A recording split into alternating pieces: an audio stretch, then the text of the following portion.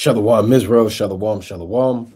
Brother Naquam, watchman for Israel, coming back at you with these precepts and another Monday night fire, giving, of course, all honor and glory to Yahweh, Bahashima Mashiach, Wamalak Yabushai. Double honor to the elect elders of the house of David that's been in this truth for decades and decades, patiently waiting and laboring for the second coming of our Lord Yahweh Shai. A hearty, mighty shalom to all of the mighty men of the Most High God who are out there in the highways and byways, pushing this truth, magnifying the ministry, presenting their bodies as a living sacrifice, and enduring all things for the elect's sake. Shalom, shalom. Shalom to all of the men that may not be out there in the highways and byways as of yet, but they're working on it. They're getting built up in the spirit. They're praying, they're fasting, they're studying, they're being diligent, and they're abounding in the work of the Lord. Shalom to those men. Shalom to all of the Akwaf out there, the sincere sisters out there, zealous, diligent, and on fire, moving in the spirit of our righteous foremothers. Shalom to the ancient men.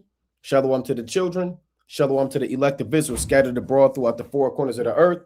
And shalom to everybody tuning in live on the Monday night fire through the spirit and power of Yahweh in the name of his only begotten son, our King, our Lord, Yahweh Shai, right? Shalom, Elder Dariawash, Ephraimite Ak of Rectitude, Hoshea, servant, 144K, Eliania, Tapuak, Benjamin Youngwolf, Shalom, Yvette McKellar, Marquise, Brother Azariah, Shalom King, Vernon Brody, Amaziah, Shalom, and again, everybody else tuning in and that will tune in, Lord willing. Every man must watch, fathers, husbands, and friends. Let's dive right into it, right? Fathers, husbands, and friends. You come into this truth.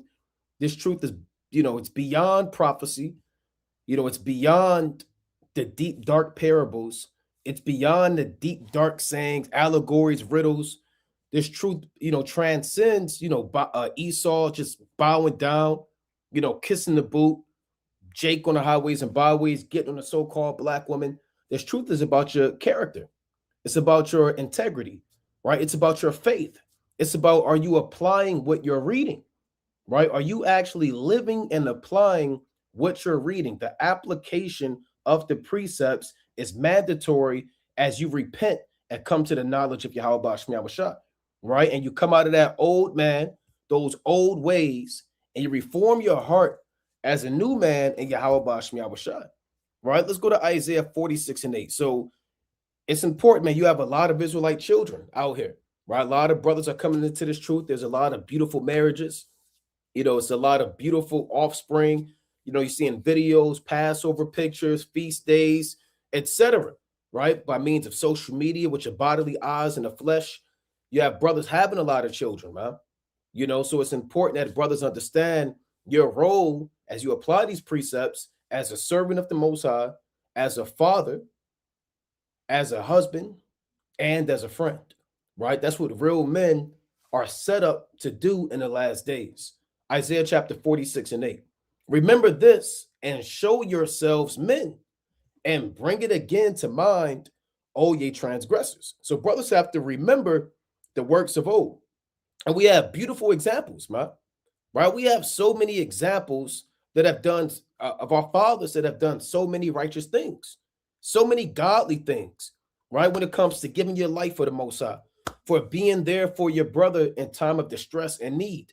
When it comes to standing up for the name of the Lord, when it comes to being thrown in the furnace, when it comes to taking care of your family, when it comes to making sure your children are righteous. We have so many examples that cover so many different avenues of being a man of the Lord. And we have to remember these things and apply the works that our fathers have done and these precepts and bring it again to mind. Why does the Most High say bring it again to mind? Because the knowledge of being a father, a righteous friend, being a husband was once instilled in us. It was taught, it was ingrained in us, and it's part of the law, and we lost all of these things. We lost how to be real men, man. And we were trained up by the so-called white man, by his media, by sorcery, and all manner of confusion. So you learn how to be a husband from what you saw maybe in your family that was in the world, right? Or maybe what you saw on TV, what you heard in the, in the music industry. You learn how to be a friend in the same fashion. So we want to bring these beautiful traits back to mind. Isaiah 46:9. Remember the former things of old, for I am the Most High, and there is none else. I am God, and there is none like me. Right? Straight up, man. There's nobody like Yahweh, Bashmi Awashai. Right? Let's go to 1 Corinthians. Right? Chapter 4. Let's get a quick precept. This is 1 Corinthians chapter 4 and verse number 14. I write not these things to shame you, but as my beloved sons, I warn you. Right? So you could be a father to the fatherless, right? A father to the church, and an instructor, if you will. This was Paul talking to the church in Corinth out there in Greece. For though ye have 10,000 instructors in Hamashiach Yahushai, yet have ye not many fathers. For in Hamashiach Yahushai, I have begotten you through the gospel. Wherefore I beseech you, be ye followers of me. And we have followers. We have to follow the Apostle Paul. We have to follow, Abraham. We have to follow David. We have to follow Jacob. We have to follow Isaac. We have to follow our forefathers. Right? There's no mystery. Everything's already laid out on what to do. And it's up for us to read, receive instruction, and follow it. Right? A lot of brothers don't have many fathers, man. A lot of brothers never saw their father. A lot of brothers never saw a righteous marriage. Some brothers grew up in marriages where your father was dead. He wasn't around. He was locked up. He was in jail. He was in and out of your life. Right? He was on the corner. Some brothers fought their father, man. Some brothers never saw a righteous marriage. You saw domestic abuse. You experienced molestation. You experienced fights all night, man. You can't go to sleep. You experienced multiple baby fathers coming in and out of the house by means of your mother. Whoredom. Some brothers never experienced what true biblical friendship is. Right? In the world is full of envy, ulterior motives. So we want to go back and repent and understand how to follow Yahweh Bashmi Abashai more perfectly, right? How to follow Yahweh Bashima Mashiach Malak Abashai more perfectly. It's in the law. You're commanded, right? You're commanded to do these things. Let's go to Deuteronomy chapter 11 and verse 18, right? Deuteronomy chapter 11 and 18.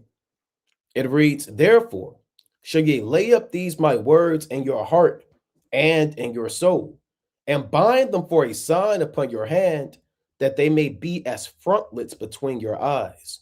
So every precept, every law, every ordinance, you have to lay it up in your mind, meaning you have to meditate on it. You have to accept it, and you have to meditate on it.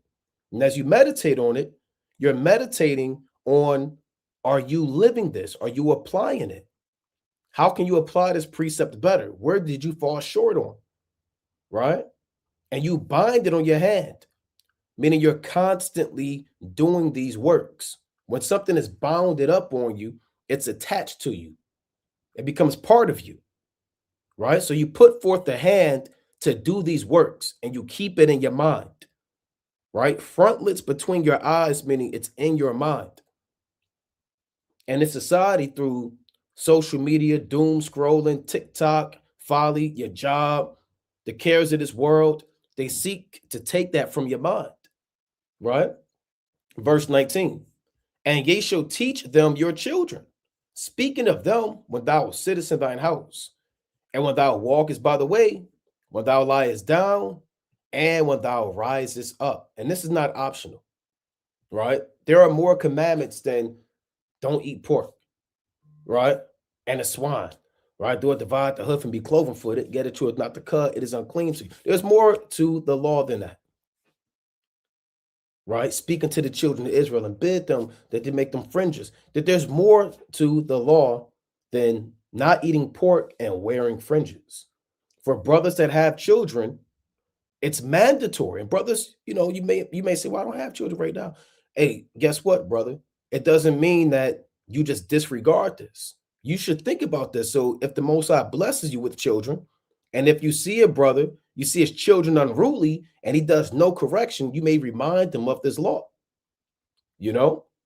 So you're supposed to do this. The spirit of the Most High and his word should be in your house. There should be times where y'all pray together, right? When y'all talk about the word of the Most High. When you read to your children, you instruct them.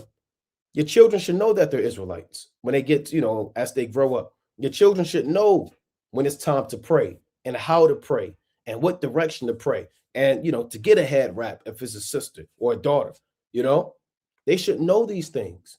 They should know that we just had the Feast of Unleavened Bread. They should know about the Day of Simon coming up. These are things that you have to constantly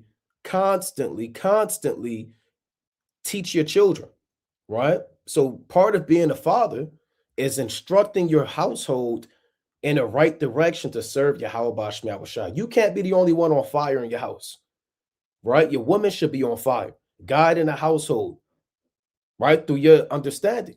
Your children should be on fire. They know what the fringes are. They know the commandments. They know we can't eat this. We can't eat that, right? That's the classic in Proverbs 22:6. Right? It's like your Proverbs. I put I want Proverbs, the classic, right?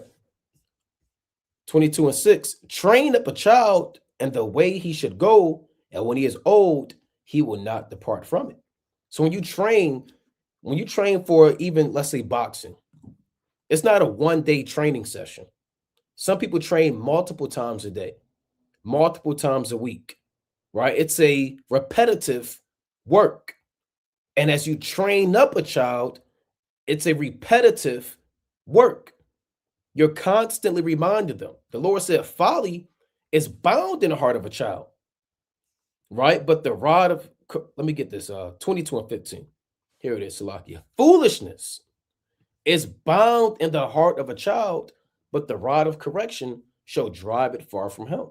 So you're going to have folly that's always in your child's heart, man. They're children, they're in the flesh, subject to all types of spirits.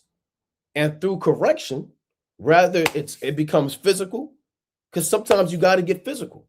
Often you got to get physical. When I say physical, that's disciplining your children. You rather use a belt, a rod, you pop them, however in your discretion, according to how they can handle it and your understanding, that has to be done. And also correction through the word of the Most High, the precepts. That's going to drive out that folly. If you don't discipline your children, they're going to overthrow you, and you're going to be finished. And you're going to be a laughing stock and a sight of the nation of Israel, right? And their lewd behavior, thinking of a lot of precepts, their lewd behavior is going to become an offense to you. The scriptures say, beware of your own children. Right, let me get this in 1 Samuel real quick. So make sure brothers are, actually it's 1 Kings, right? Chapter 1 and 5 on down. Right? This is let me get Amos in here. Shalom, King. Shalom, King. You on mute. Shalom, can you hear me? Yeah, I can hear you now. All praise to the Most High. Shalom, all praise to the Most High. All praises. How you feeling? Smooth, King, through the spirit, no need to complain. How about yourself? Kind, likewise. I'm fighting a good fight, right? Fighting a good fight. To the Most High. Yeah, this is a beautiful topic through the spirit. Most definitely, man. This is something that we can all improve on. This is something that you got, like I was saying earlier, you got a lot of new brothers, and even in Watchmen for Israel, we got a lot of brothers. They having children. Brothers are young. We don't have a lot of righteous examples. Growing up, some brothers you may have some quasi righteousness. Maybe your parents been together 35 years, 40 years, but it's different when you come into this knowledge, right? Because now there's a higher level of discipline, and you have heavenly expectations, So I was going to read this real quick. This 1 Kings 1 and 5. Then Adonijah, the son of Haggith, exalted himself, saying, I will be king. And he prepared him chariots and horsemen and 50 men to run before him. And his father had not displeased him at any time, saying, why hast thou done so? And he was also a very goodly man, and his mother bare him after Absalom. So this man wanted to take the kingdom from his father. And part of the reason why he felt like he could do that is because his father, David, never checked him at any time. And Lord knows, only the Most High knows if this is even, maybe he was joking about this before. I take the kingdom from you. You ain't no king. And his father never said nothing to him. So a lot of things people do in their adulthood is because you weren't taught while you were a child, you weren't corrected. So him exalt himself is rooted, really. That's why it's written in 1 Kings 1:6. That's why the Most High put that in there. It's rooted in his lack of discipline that his father didn't give him. Right? And it's King David was supposed to check this guy, man. Right? It says, and his father had not displeased him at any time, saying, why hast thou done so? Can you imagine not correcting your son at any time, saying, why'd you do that? Right? Why'd you write on the wall? Why'd you rip this up? Why'd you go out here and do that? Why'd you hit this person? Why'd you do this? At any time. So you're programming them to think that whatever they do is acceptable, huh? Right? And that's not the spirit, that brothers and or fathers should be in. Right? Let me get one more real quick. Let me go to 1 Thessalonians. Right? So brothers that have children, man, your children should be instructed, and they should be you should want them to serve the Most High really harder than you, man. This is 1 Thessalonians chapter 2 and 10. Ye are witnesses, and the Most High also, how holily and justly and unblameably we behaved ourselves among you that believe. And ye know how we exhorted and comforted and charged every one of you as a father doth his children. So fathers with their children, you have to exhort them, right? Because children get down on themselves. I can't do it. I don't know this. And so fathers have to exhort their children. Don't just be the father that slap your son and or your daughter upside the back of the head, man. Every time they go astray. That's where encouraging comes in. Understanding that they're just children. Right? Motivating them. Looking at what they can do well in it and pushing them in that direction. That does a lot for a child, man. That praise, for lack of better terms, recognition, that encouragement. You sometimes you watch these clips of these kids playing basketball or football. I saw one clip, the mother was yelling, go, whatever his name was, Jamal, Dante, something. And he looked up, this man started dribbling faster, start moving, lay up, looked in the stands, at his mother and at his father, man. Because that exhortation from your father and mother could do a lot. It says, and comforted and charged every one of you. So exhortation, comfort to your children, because they're going to fall short. It's not, they're children, man. Right? So you can't expect them to be Yahushua. Right? So we all fall short. And that's where that comfort comes in, and charging them. Say, hey, look, it's the Passover coming up. Right? We got the Day of Simon coming up. We got the new moon coming up. Here's what has to be done. And you talk to your children as children so that they can understand it. Right? One more, it reads, 1 Thessalonians 2 and 12, that ye would walk worthy of the Most High, who hath called you to his kingdom and glory. So you have exhortation, comfort, and charging. You got it, King. God. Let's go to Proverbs chapter 19 and start at verse 18. Right? To have comfort, you have to have strict directions. Right? Strict directions are what brings forth positive results. Right? We always use sports analogies and things of that nature. We grew up playing sports. Right? You always grind the hardest in the off season to get the reward at the end of the season. So to be able to see your children, if it be the Lord's will, grow up, be healthy, right? Be a model citizen as they walk in this truth, it takes a lot of getting ready and preparation before they reach that adulthood or the teenage stage, right? You can't teach an old dog new tricks, they say, right? So when a child has developed a bad habit and they don't want to shake it, it's because you spared the rod. You didn't find it worthy to correct him in his folly. And you let that folly go on to become second nature. Right? When we were growing up, this is a lost art now. You speak when somebody comes into the room, right? You shake their hand with a firm grip. Where I see children out here, they don't even speak when elders come into the room. They don't even lift their head off their phone. Right? This is Proverbs chapter 19 and 18. Chasten thy son while there is hope, and let not thy soul spare for his crying. Right? The Lord said you got to correct him while there is hope. What's that hope? That he can understand and know the way he should go. He should understand what's right and what's wrong. He should understand what to do and what not to do. Because once you hit a certain age, you got these YNs running out here with guns bigger than their arms. There's no hope left, right? Because they weren't corrected when they were younger, right? And let not thy soul spare for his crying, right? So what if he's not pleased with being corrected? So what if he doesn't want to eat his vegetables? So what if he doesn't see what you're doing is fit for him, right? You're the parent, right? You're the father who set forth from Yahweh Shem Yahushua to guide this young man or young woman into the kingdom of heaven, right? They were given that luxury and responsibility as your seed.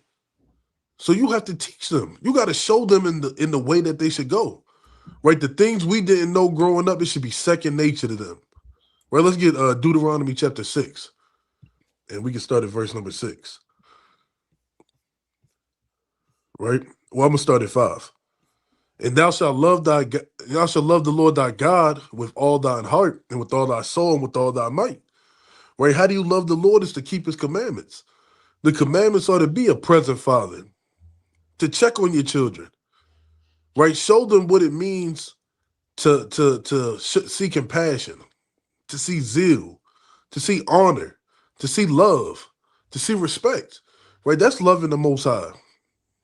And these words which I command thee this day shall be in thine heart, and thou shalt teach them diligently unto thy children, and shalt talk of them when thou sittest in thy house, and when thou walkest by the way, and when thou liest down, and when thou risest up.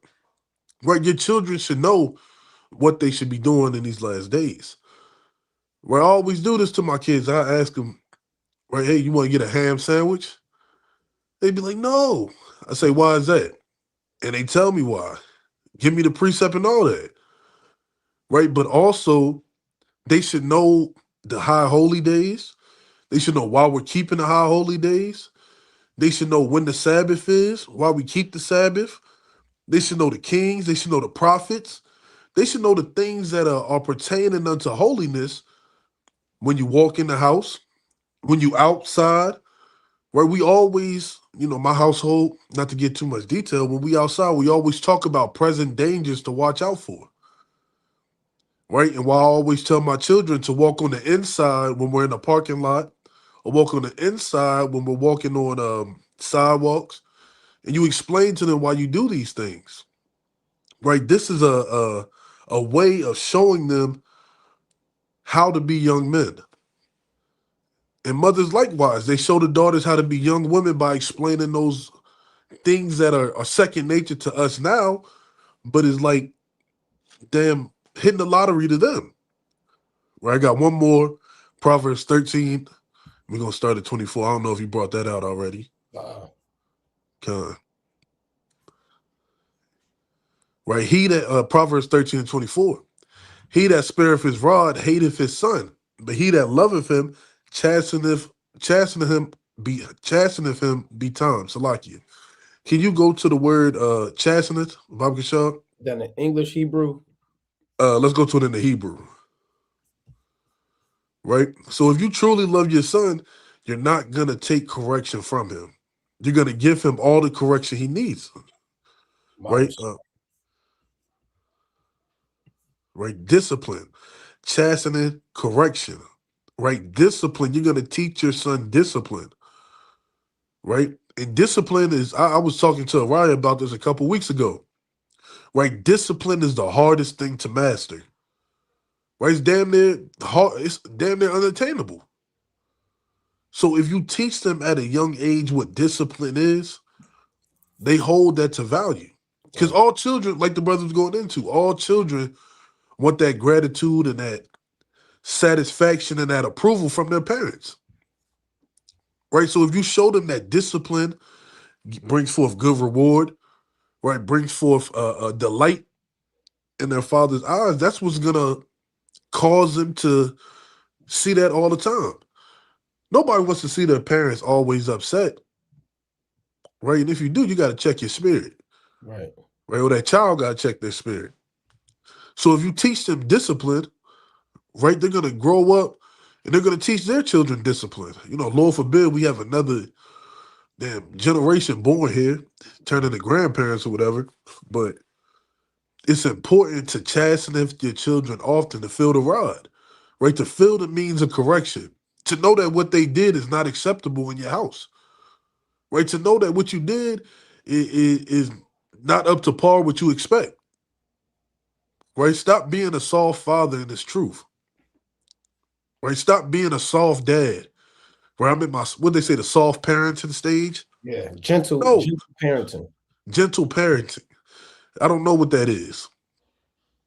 We don't know what that is.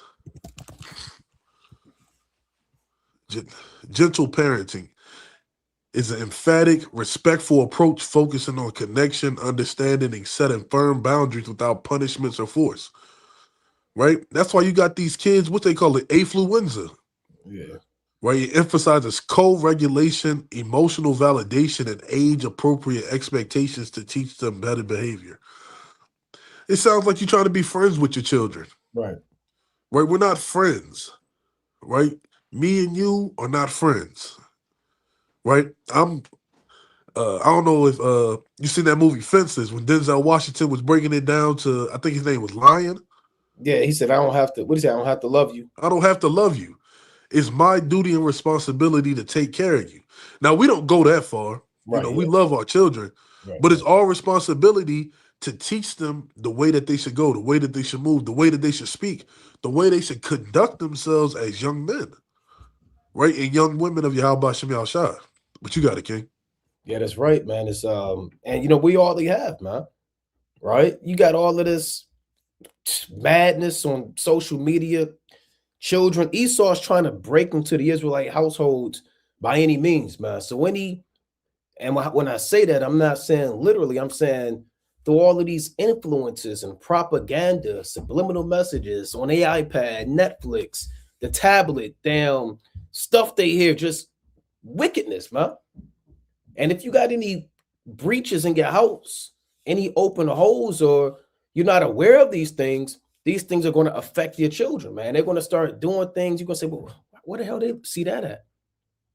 Right? Well, where they learn that word at?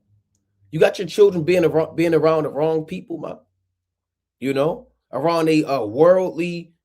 Now you got family in the world sometimes, but if you always dropping your kids off over rail house, man. The 15, 14, 13, they smoking weed and freaking off, and you drop your 5-year-old son, their 8-year-old son, and he come back, he's not going to be who you thought he was. So be mindful of your children, who you put them around, what they watch, what they see. That stuff is real, man. And then a lot of times too, it might be something on TV or something, and it might be a damn show about monster trucks. It's a 30-minute show. 15 minutes in, the first 14 minutes was about monster trucks. For 30 seconds, it's a damn boy monster truck kissing another boy monster truck. For 10 seconds, then it go back to monster trucks. Right? So it's a lot of confusion out here, man. Brothers have to also vet everything. Everything got to get proved. Don't give Esau the benefit of the doubt when it comes to what you allow your children to have access to. There are snares and traps and gins everywhere. And now, next thing you know, your child is got spirits on them. They're argumentative. They picking up all these habits, man. You got to be mindful of these things too. Just want to say that as well to add to what you were saying. And this is Ecclesiasticus 7 and 23. Right? Sirach 7 and 23. Hast thou children? Instruct them, and bow down their neck from their youth. So put them to discipline. You get, your children. When I was a kid, man, all me and my siblings, we had a whole chore list. And when I say a chore list, I'm not saying just clean your room, baseboards, washing walls, sweep and mop the steps, anything and everything. We had to do it every day. And we couldn't do what my pops would say, a half-ass job. Everything had to be done to the T. So our neck was bowed down in the youth, and they was in the world. Well, he was in the world, man. So you want to instill, like you was using that word discipline. You want to instill discipline in your children. They cleaning up, or if they can, they doing this. Verse 24: Hast thou daughters? Have care of their body, and show not thyself cheerful toward them. Right. So make sure your children are keeping the laws and the scriptures, man. Your daughters got dresses. Have a care over their body. If you see your daughter walking around and she's sitting with her legs open, you correct that. Right? You say something immediately. Or children play, they'll lift they dress up or whatever, or chewing it or eating it. You correct those things. You have a care over their body and let them know that at all times you make sure that you don't reveal anything. And when it says show not thyself cheerful toward them, like Amos, you were saying, don't be buddy with your daughter. Now you can have a beautiful relationship with your daughter, but there are boundaries that have to be established, and those boundaries cannot be crossed. That's what the Most High is really saying, right? So don't allow your daughter to ridicule you, punch you in the mouth, call you out your name, because you were showing yourself too cheerful toward them. Verse 25: Your daughter should see a masculine figure, not a guy that walk in with a clown nose, man. Right? Verse 25: Marry thy daughter. Okay, that's a little bit more than that. This one, your daughter get a little older, right? But the point of the matter is, if you have children, you have sons, you have daughters, take care of them. Let me get this in Matthew 17. Right? And like we always say, man, fathers are priests for your household, which means you should be opening up the word of the Most High and teaching your children. Fathers are apothecaries. You should be making sure your children are healthy, right? Making sure that their diet is on point, right? Fathers are, what else we say? Apothecaries, they're priests, right? They're examples. Fathers wear many hats in this thing. This Matthew 17 and 24. This is what I want. I want Matthew 17 and 14. Salakia. Matthew 17 and 14. And when they were come to the multitude, there came to him a certain man, kneeling down to him and saying, Lord, have mercy on my son, for he is a lunatic and sore vexed. For oft times he falleth in the fire and oft in the water. So this father cared for his son, right? He identified the spirit on his son. And you want to know the spirits on your children, right? Maybe you notice that your daughter has a depression spirit, or your son has a wrath spirit. You want to identify that spirit and bring that to Yahweh Bashmi Shai, right? And you fast, you pray, you rebuke that spirit. So, you want to know how to alleviate those demons in your household too. Children could have spirits on them. And he knew where to go, right? He knew where to go. He went straight to the Lord. And I brought him to thy disciples, and they could not cure him. Then Yahushua answered and said, O faithless and perverse generation, how long shall I be with you? How long shall I suffer you? Bring him hither to me. And Yahushua rebuked the devil, and he departed out of him, and the child was cured that very hour. And a lot of children have mental infirmities.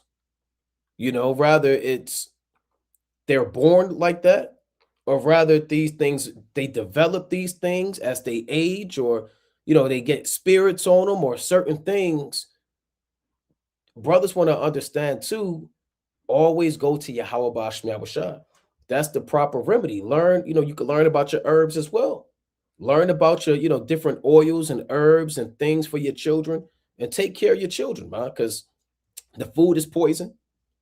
The water ain't no damn good. All that junk food, all that stuff. This father, I love how he considered his son and loved his son and brought him to the Lord, man. Right? And brothers too, learn how to take care of your children, man, without always your first instinct is to go to the so-called white man. Are we saying that you can't, it's wicked to go to a hospital? No, it's not wicked, right? Something happened, you got to use some wisdom. But you're the father, and you should know your children, and you want to know what they deal with, and you want to know how to alleviate those pains and infirmities. Right? I make concoctions in my crib, huh? Right? They don't like it. It's real hot and spicy. I put the cayenne pepper in there, the turmeric, the ginger. I'm not gonna, give out the whole thing right now, but hey, man, you drink that, most high willing, you'll be good. Combined with prayer, fasting. So these are the things that that are in the Bible that we have to apply as fathers. But you got it, King. Con. To let me back on what you were saying, right? These medicines, all they do is mask whatever's going on. It doesn't heal it, right? It gives some sort of dopamine or whatever to your system, some endorphins light up, and it makes it so you don't feel whatever's bothering you. And in 4 hours, you feel 10 times worse, right? So become that apothecary. Look these things up, right? TikTok can tell you any and everything, man.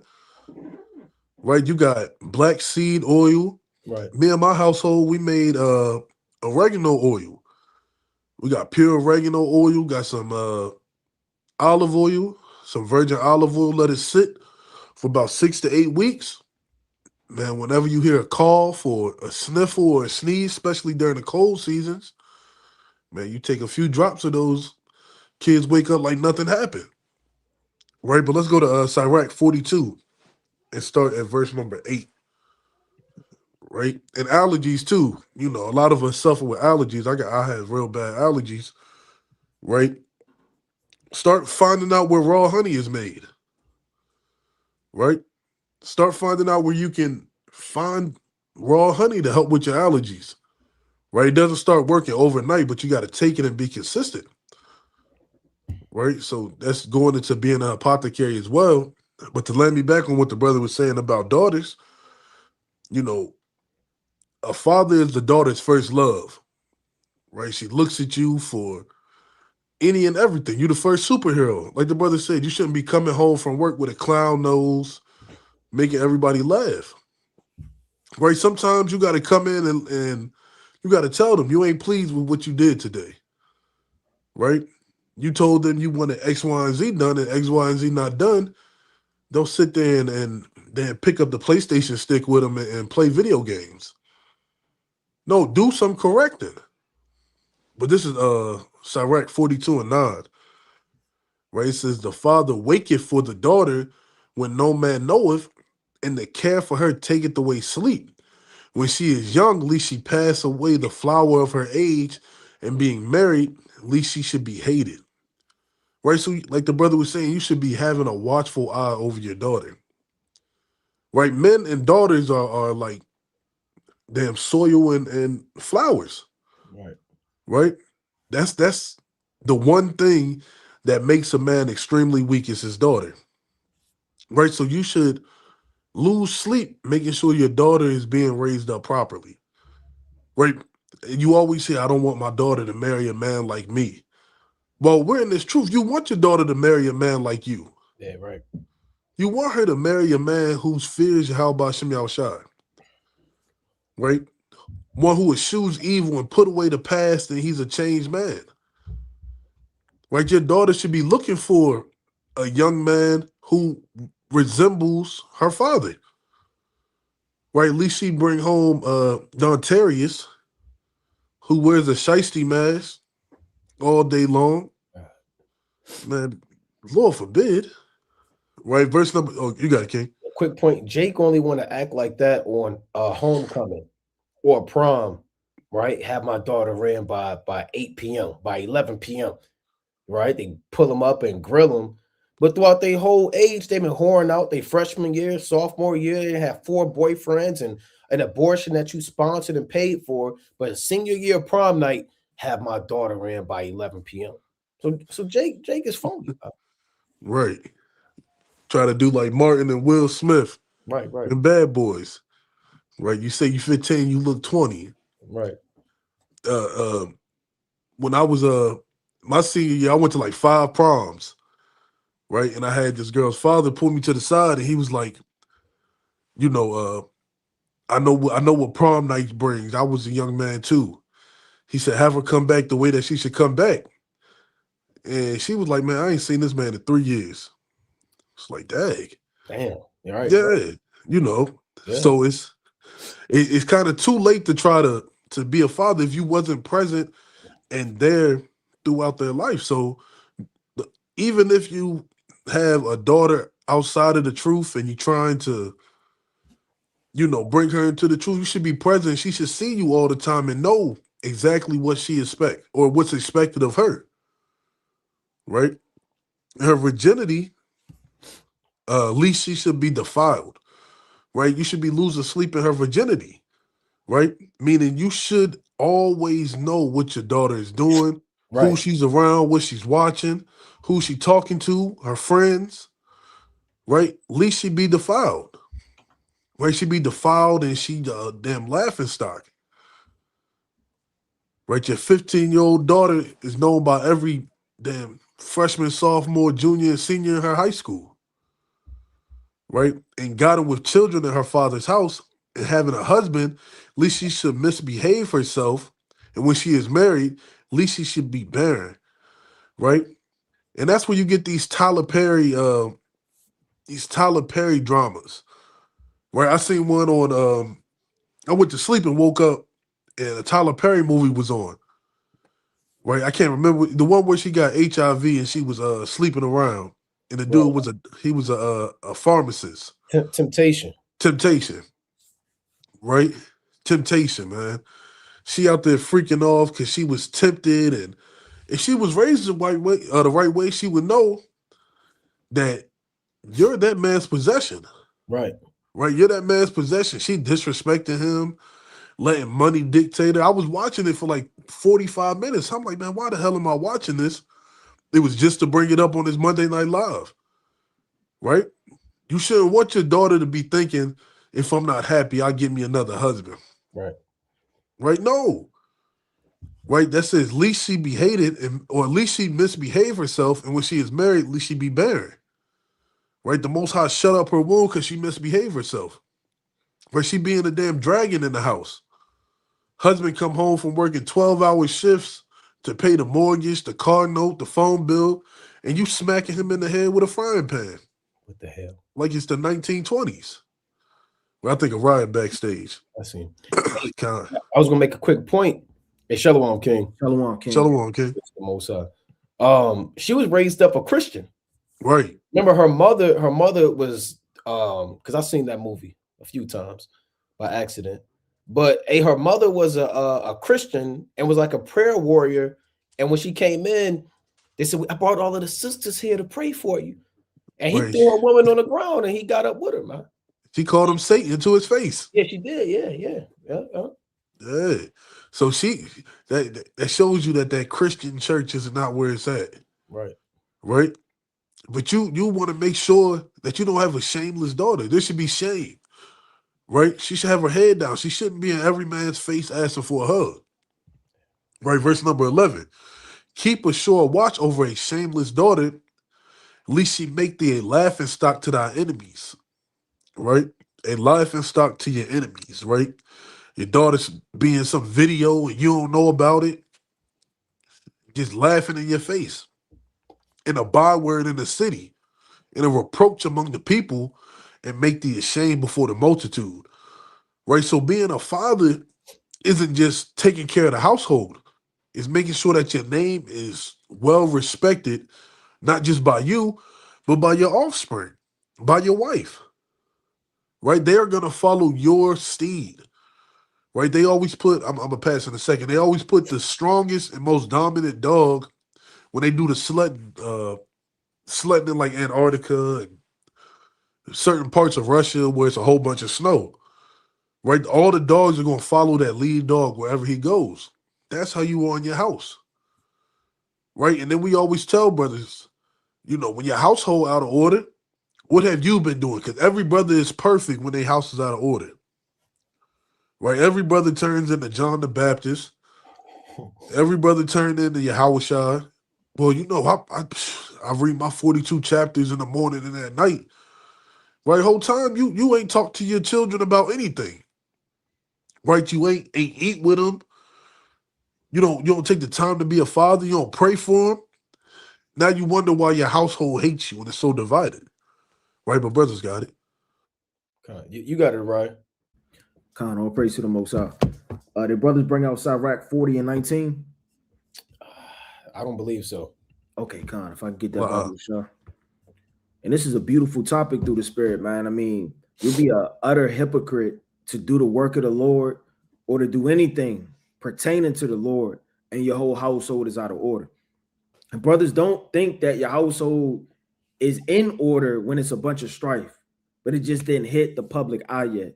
Don't let things get in shambles and overthrown for you to feel like your house is out of order. Your house should be running, smooth through the Spirit. It should be reading, praying, the Spirit of the Lord in there, fasting, right? Communication is very important. A lot of times, brothers and or sisters don't communicate. I mean, communication is extremely important and healthy for a marriage. There's certain things that your wife should be able to express and vice versa, and to your children. A lot of brothers, their wives are so afraid of them, they can't communicate. They're a lion in the house. They're rude. I don't want to get on his bad side, right? God forbid I do this. And anything your woman says is gainsaying. Anything your woman says that goes against how you feel, because you're emotional, really, goes against what you think, and the spirit you're moving in that's not according to the Lord, you deem it gainsaying. You have to have an open mind to be able to hear things and to be able to be cut by the scriptures, man. All that takes humility, right? This is the book of Sirach, chapter 40 and verse 19. Children in the building of a city continue a man's name. So if a man was on this earth and he had a child, Most High willing, that child will continue to have seed and bring forth his name forever on the earth. Right? The same way a city is builded just like these devils. Generations later, still named after that man. It says, but a blameless wife is counted above them both. What makes a wife blameless? First and foremost, she keeps the commandments of the living God, man. And if your woman is always being talked about, she's always out of order, she always has to be brought up, on a council, or always has to be brought up on a matter, that's not blameless, right? Blameless is never having a fault or iniquity to overthrow the man's household. Because again, I'm sure brothers have touched on, your woman could, she could be extra loud, she could be talkative, she could be gainsaying, and you could be a man of the Lord, perfect, without spot, without blemish in man's eyes. But men aren't going to count you as such because your overall house is out of order. The foundation could be good, but what about the roof? What about the windows? The small, tedious things make up the house as well. The brothers got it. Khan is right, man. Let me get this precept through the spirit of empowerment, add to that, right? In the book of Judith, man. So fathers, husbands, all these things are extremely important, man. Extremely important through the spirit and power of Yahweh and his only begotten son, Yahweh Shai. Right? Let me get this in Judith 8, and I'm going to read 6. This is about, her life as a widow. And she fasted all the days of her widowhood, save the eves of the Sabbath, and the Sabbaths, and the eves of the new moons, and the new moons, and the feast, and the solemn days of the house of Israel. So she was on fire. She was also of a goodly countenance, and very beautiful to behold. And her husband Manasseh had left her gold and silver, and men servants and maid servants, and cattle and lands, and she remained upon them, right? And there was none that gave her an ill word, for she feared the Most High greatly. And the beautiful part is her husband Manasseh, he left her an inheritance, man. So he had this stuff, stocked up and saved up. He made sure his woman was taken care of. A righteous husband doesn't have his woman walking around with rags. She got one dress, two dresses. Or he might not even have her in a dress, man. He might say, you know what? He might be, which I've seen, he might be intimidated by his woman, and he don't want to pull up Deuteronomy 22:5. So he finds an alternative understanding so his woman can wear pants because he don't want to make her upset. Right? On another hand, you want to make sure that your woman has security. Right? Women want to feel protected. They want to have security. You want to make sure that you're able to take care of your wife in a way where she can be satisfied and even, a little bit extra, man. So he left her gold, silver, men servants, maid servants, cattle. It says lands. So he was on fire, right? He had this stuff already sealed up, and she remained upon him, and she took care of it, right? So righteous husbands, you make sure your woman understands the precepts, right? You care for her. You show her that love. She knows the Most High. You show her. A lot of women too, they may not know because they, like us, don't have righteous grandmothers, righteous mothers. I'm just calling it like it is, man. Your grandmother, your great grandmother, she was probably whoring out. Your mother was probably whoring out. We was all born in fornication. Lewdness. I don't know anybody's. Well, it's rare that brothers have both parents in the truth. They met in the truth. They had their wedding ceremony, had the instruments of covenant. They had the 14 days for the feast, and they betrothed. No, they don't have those righteous examples. So a lot of times brothers have to go over those precepts about being a righteous wife, even with your woman. Yeah, you have righteous sisters to teach her too, but you make sure you go over those precepts and Titus 2, Proverbs 31, 1 Peter 3, Judah, Esther, etc. Right? To make sure that you're instructing your household and guiding it in righteousness. Let me get this too. Let me get one more quick precept and brothers got it. Right? So all this goes into being righteous husbands, brothers, and friends. Right? This 1 Samuel 1 and 5. I'm gonna get straight to the point. 1 Samuel, I'm gonna read 1 and 4. And when the time was that Elkanah offered, he gave to Peninnah his wife and to all her sons and her daughters portions. But unto Hannah he gave a worthy portion, for he loved Hannah, but the Lord has shut up her womb. So this man had two wives. He had many children with one wife, and his other wife that he really loved, she couldn't have any children. 1 Samuel 1 and 6. And her adversary also provoked her sore, for to make her fret, because the Lord has shut up her womb. So there were demons on this woman that would provoke and antagonize Hannah to try to get her out the spirit because she couldn't have children. 1 Samuel 1 and 7. And as he did so year by year, when she went up to the house of the Lord, so she provoked her, therefore she wept and did not eat. And that's how Satan go. When you go to the house of the Lord, here comes Satan. You want to read, you at camp, you teaching, the word is going out, you about to go into a fast. When you go into the house of the Lord, that's when Satan's going to try to provoke you and get you out the spirit. Right? Read, no, here's the point. Then said Elkanah her husband to her, Hannah, why weepest thou? And why eatest thou not? And why is thy heart grieved? Am not I better to thee than 7 sons? So not only is leaving a portion and making sure your woman is taken care of physically important, but also spiritually. Right? He didn't say just get up, get over it. Right? All hell about to break loose. Gird up your loins like a man. No, he said, he was concerned. He's seen the different spirits on his woman. And he wanted to remove those spirits because she was being vexed by Satan. It's like your woman in a room. She been in the room all day with the lights off, sitting in the on the edge of the bed with her hand in her head, or her head in her hands, and you just going to and fro in the house like nothing's going on. That's madness, man. She not eating. You don't know why. You're not concerned why. As long as you eat, can't get no sleep. She could barely walk, You're not paying attention to anything, man. Gotta do the work, gotta do the work. I'm studying, I'm reading. No, your spirit not right. So Elkanah, he was concerned and he could perceive the spirits that was affecting this woman. Depression. When you're not eating, he said, hold on, Sheena, you're not eating like you used to.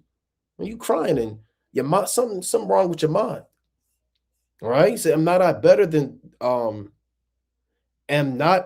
to thee than 10 sons? You know? So he said, basically, what can I do for you? I know you don't have a son, but I'm here for you. Even if you had 10 sons, look, I'm still here for you. So you want to have that spirit where you are emotionally attached to your woman to a degree where you're concerned about her well-being and you want to alleviate those spirits off of her. Because the stronger your woman is in the spirit, the stronger you will be. Your woman the scriptures say, your woman is a pillar of rest. That's right, the 36th chapter, 24 on down. And you can't stand at the pillar, the house can't stand at the pillar all chiseled out and broken and chipped and about to fall apart. You'll fall apart. The scriptures also say a woman is a tower against death to her husband. And Ecclesiasticus, I believe that's the 26th chapter, if I'm not mistaken. The brother could correct me if I'm wrong. Right? But in order for a woman to be a pillar and a tower, she has to be taken care of spiritually. So you can be taken care of when you go through your hardships and even independent of that, just out of sincere love and care. Right? But brothers got it. Salaki, real quick, if you could read verse 23 in that same chapter. This verse 20. Make one quick point. It says, and Elkanah, her husband, said unto her, do what seemeth thee good. Always this always stuck out to me because a lot of brothers always it got to be their way or the highway. He said, you know what? Do what seemeth thee good. So you got to trust in your woman's understanding and judgment too. You don't want to lord over and yank your woman and sit here, go here, shut up. He said, do what seemeth thee good. It says, tarry until thou hast weaned him. Only the Lord established his word. So that was her judgment that he backed her up on through love and respect. It says, so the woman abode and gave her son suck until she weaned him. You got it, Amos. God, that's a good point. And to let me back off that point that brothers was making, as a father and a husband, right? We don't know when the Most High is going to call us back and send us back home, right? You need to make sure that you have everything in order, all your affairs. Right? Yeah, we're relatively young. We feel like we can break through a steel door, so on and so forth. But people die in strange ways. Right? It was a show back in the day, 1,000 Ways to Die. Right? People didn't wake up that morning and think that they just give up the ghost like that. Right? Let's go to Judith chapter 8 and verse number 3. Right? Perfect example right here. Right? Manasseh's, I'm going to start at 2. And Manasseh was her husband of her tribe and kindred, who died in the barley harvest. For as he stood overseeing them that bound sheaves in the field, the heat came upon his head, and he fell on his bed and died in the city of Bethulia. And they buried him with his fathers in the field between Dotham and Balamo.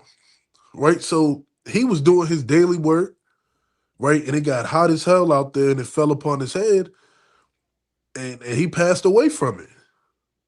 Right? Make sure you have your affairs in order. Make sure you're doing what you can to still provide for your household, even in the afterlife. Right? Even when you go up to the spirit world, your family will still be taken care of. Right? Let's go to Proverbs 13 and 22. Right? A lot of jobs offer life insurance. Right? You can buy life insurance through a third party. Right? Make sure you're doing something to sustain your family. A lot of wives, they don't work. Right? A lot of wives are stay-at-home mothers. Right? Because you don't want to put your children in school. Right? Don't have her resenting you because you just did what you wanted to do, think you was going to live forever. You was going to live till the kingdom come. Right? Lord willing, that's the case. But you always have to have a plan A, B, and C. Right? This is Proverbs 13 and 22. A good man leaveth an inheritance to his children's children, and the wealth of the sinner is laid up for the just. Right? So a good man leaves an inheritance to his children's children. Right? It's a whole bunch of life insurance policies. Now, I'm not saying this to put fear in any of you brothers or cast doubt. I'm saying this as a brother because we all have to make sure that we're doing our due diligence to take care of our family no matter what. Oh, you got it, King. It's like a quick point. We've experienced brothers in the congregation and without the congregation who passed away, and they fell asleep rather, and brothers, had to muster up resources to try to, help that family out, just based off of these circumstances. God. And it's hard, right? Your household should only have to worry about grieving for you for a certain amount of time. Right? They shouldn't have to worry about where we gonna eat or what we gonna eat, where we gonna stay, how we gonna get around. Right? Brothers exhaust all your options. Right? It's ads on YouTube about life insurance. Right? Don't be slack on something because you feel like you're gonna live to be Methuselah's age. Right? You never know what could happen. Manasseh didn't think that the heat will fall upon his head. But with that being said, while we have the opportunity, right, we should be telling our children what they need to do. That's an inheritance as well. Right? Let's go to First Kings chapter 2 and go to verse 2. Right? This is one of my favorite verses in here. Right? It says David's charge to Solomon. Right? The things that you should know from a father to a son. Right now, they want fathers teaching their sons how to get multiple women at a nightclub, how to roll 10 blunts, still have saliva. Right, just a whole bunch of wickedness, man. Right, this is First Kings chapter 2:2. I go the way of all the earth. Be thou strong, therefore, and show thyself a man. Right, so these are what you call dying words. Right, David was nigh to death. Right, he was ready to give up the ghost. And now he's calling his son in who's set to be king. Right? So he's telling him you have to show thyself a man. Right? I almost 1,000% guarantee it's a lot of fathers who may have given up the ghost who wish they could have told this to their sons. Who would have, or sons whose fathers did give up the ghost wish they would have heard this from their fathers. Verse number 3, and keep the charge of the Lord thy God, to walk in his ways, to keep his statutes and his commandments and his judgments and his testimonies as it is written in the law of Moses, that thou mayest prosper in all that thou doest, and wheresoever thou turnest thyself. Right? So you have to make sure that your children know, not just by word, but by deed as well, that they have to follow the commandments that they can prosper in all that they do. No, we're not talking about no prosperity doctrine or financial gain. We're talking spiritually, talking healthy. We're talking having a good estate of the mind, right? That's prosperous, man. Right? You can be rich and still be a fool, right? So, verse number 4, that the Lord may continue his word which he has spake concerning me, saying, if thy children take heed to their way, to walk before me in truth with all their heart and with all their soul, there shall not fail thee, said he, a man of the throne of Israel. Right? So we're all striving to be part of the elect. We're all striving to be part of the first fruits of the kingdom of Yahweh Shem Yahushai. This is the same thing you can say to your sons, right? Same thing you can charge your sons while there's opportunity, right? Because at least you forget to say it. And while you're not here and you're in the spirit world, he want to be like Abdul Makhak Maluf, and he following Islam. Shit. Right? Because he don't know any of the commandments. He hasn't kept any of the feast days. Right? While there's space and opportunity and breath in your lungs, make sure you're rising up seed in righteousness. Right? But you got it, King. That's right. Let's go to the mighty book of 1 Samuel chapter 30, right in verse 4. And 2, you gotta put in the work, man. Marriage is not easy. I don't know any friendship that's easy. Anything that's easy is not sincere because you haven't went through anything.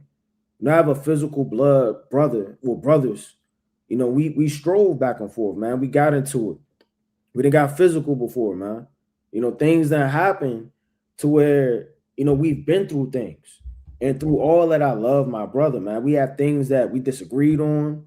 You know, this goes with anything. You know, with friendships, you disagree. Sometimes you got to rebuke a brother, reprove a brother. You know, sometimes you got to get on your wife.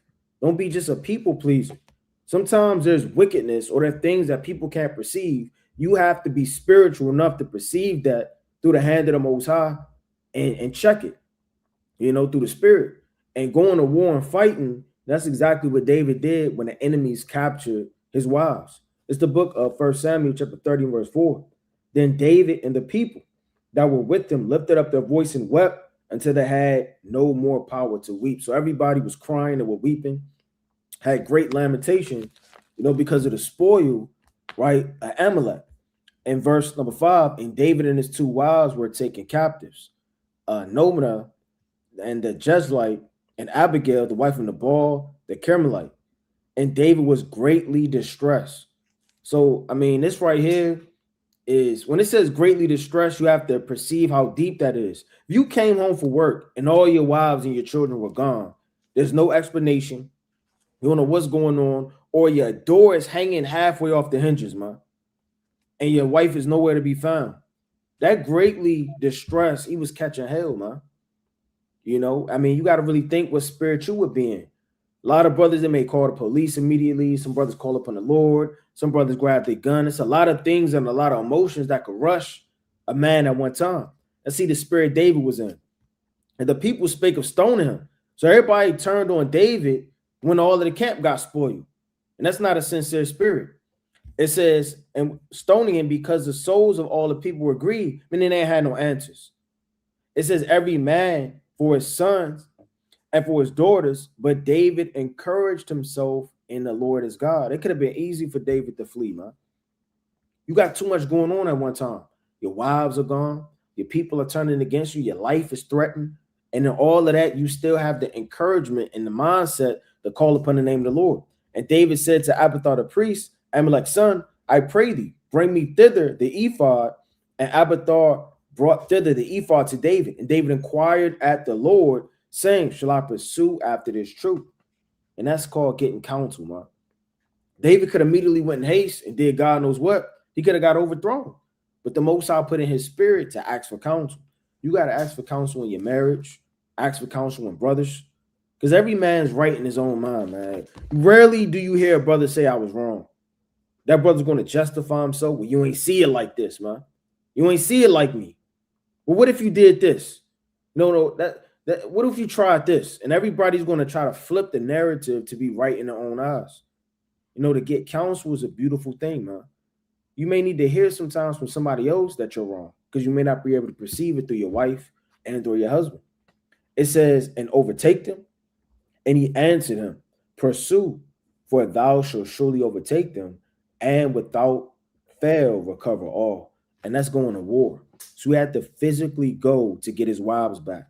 Spiritually, you have to go to war, man. I mean, our women and or, you know, women, their husbands, your mind is taken captive by Satan. You can read about that in 2 Timothy, the 2nd chapter, verse 26. Be taken by your own way, takes people's mind captive, their spirits captive, and bows them down to grudges, hatred, right? Striving. You know, everything isn't as serious as man makes it out to be. You're upset about a matter, you know, so now the very next thing that agitates you, you bringing it up here when it's really not that serious. So Satan has people captive. You got to have the mindset of David and going and recovering all. But you got to do that through counsel. First and foremost, is this judgment from the Most High? Why are my wives captive? Have they been reading? Have they been in the spirit? What spirit have I been in, man? Because a lot of brothers, your spirit is off. That's why your household spirit is off. You got to really understand that and perceive that. Just because you didn't rob a bank or put a brother to death doesn't mean your spirit not off. You got to really zone in and see, how have I been moving? What spirit have I really been in, man? And I'm going to tell you this, man. If brothers can, I know brothers, you know, busy, but read with your wives, man. That's very, very beautiful to do because it gives her the opportunity to ask questions. You know, well, what is this going into? You breaking it down to her, y'all laughing, y'all going over the word. It's beautiful, man. Y'all both on fire. It's nothing more beautiful, in my opinion, right? Amongst many things in a marriage than reading with your woman. You know, you breaking things down. She's curious. You see the fire on her. It's beautiful, man. Right? I mean, to a righteous man, a man obtaining to righteousness, shall I say, it's beautiful to see that light on your woman, man. Right? I mean, it's a beautiful feeling. And I'm sure vice versa. I'm sure sisters will want to see their man in the spirit, you know, give me the book. Okay, Second Samuel, First Samuel. Y'all both in it and y'all sitting down, you know, through the spirit going over the precepts. So spending that time is extremely important, right? Verse 9. So David went, he and his 600 men. And that's spiritual too, because it would have boasted man up to say, look, I got 600 men. What am I going to wait on? It's time to go to war. That we were with him and came to Brook Besser, right, where those that were left behind stayed, right? So this whole chapter is really beautiful, diving into it. But, you know, the point, you know, is to ask counsel and go to war for your woman, man. A lot of brothers too easy to give up. Well, she embarrassed me, so whatever the case may be. Or she did this. Are you ready to get rid of your woman? Do away with your woman. How many marriages in Israel have ended in divorce knowing the scriptures because of your pride and what you've been dealing with, and how you feel? It's not a righteous spirit. Everybody's going to have to come before the judgment seat of Yahweh Shem Yahweh on the day of judgment. And if you're not obeying the commandments and the precepts as it is written, you're going to be destroyed. Brothers, God. Yeah, that's right. Now that made me think of a precept in Isaiah, the first chapter. You know, because we've been on councils, brothers been on marriage councils, brothers have examined themselves and still are examining themselves. But a lot of things start with, you know, the man of the Lord, the men of the Most High, right? This is Isaiah, right? I want Isaiah 1 and 5, right? This Isaiah 1 and 5. Why should they be stricken anymore? Ye will revolt more and more. The whole head is sick and the whole heart faint. So if the head is sick, everything else is going to be sick. The scriptures tell you in 1 Corinthians chapter 11 and 3, the order that the Most High set up. He said that, but I will have you know that the head of every man is Hamashiach Yahushua, and the head of the woman is the man, and the head of Yahushua is the Most High.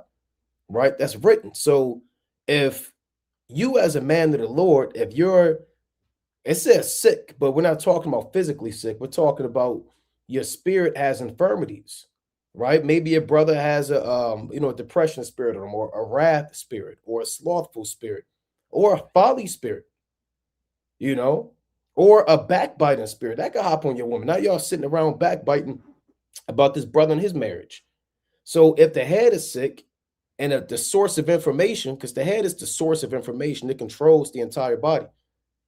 Different parts of the brain and the mind tell different parts of the body what to do, right? So the Most High set it up in that fashion to resemble the nation of Israel, even the body, you know, because a man and a woman, they're one flesh, right? They're one flesh, so they're joined. The Lord said, with the Most High joined together, let not man put asunder, you know? So they're one flesh, and if the head is sick, both of y'all are going to be going to hell off. Isaiah 1 and 6, from the sole of the foot, even unto the head, there is no soundness in it, but wounds and bruises and putrefying sores. They have not been closed, neither bound up. It's like another mollified with ointment. And that was the Most High talking about the nation of Israel, right? The Lord says, no point of correcting you. The kings are off, the princes are off. You're going to keep going off from the top men to the men that are out there in a vineyard. Nobody's going to take correction and nobody's going to heal you, right? The prophets are off, the priests are off. Everything's in a state of confusion, you know. So brothers want to see what the wounds are, bruises, putrefying sores that have to be closed up, bound up, and mollified with ointment, man. And it's okay if a brother has to get counsel in his marriage, right? And that's fine, right? You can say, you know, you can go before, hey, look, you know, X, Y, and Z is happening. You know, me and my woman had talked in, I don't know, 3 weeks, you know, she did this and whatever, right? We need counsel. so you can get those wounds and bruises cleaned up. These things are important, man. Fasting as a household, fasting with your woman. Y'all are both in the spirit. Y'all are both have a mind, like the Lord tell you in Matthew 18 and 19 on down. The Most High said, if two of you, let me get that real quick. Doing a lot of paraphrasing. Right, quick precept in Matthew 18. It's like in Matthew 18 and 19. It reads, again I say unto you, that if two of you shall agree on earth as touching anything that they shall ask, it shall be done for them of my Father which is in heaven. And that's not just the Lord talking to the 12, right? This could be you and your woman. Maybe y'all want to strengthen your faith, right? And y'all pray about that together.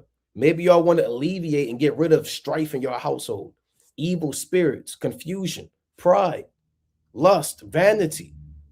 Maybe y'all are going too far off in the world, and y'all have agreed, as the man has said and a woman has agreed and submitted, hey, here's what we're going to pray for. Here's what we're going to fast for. And if you do that, the Most High is going to honor that, right? So brothers want to make sure that you, as the head, you're in the right spirit, so everything else in the body can run effectively.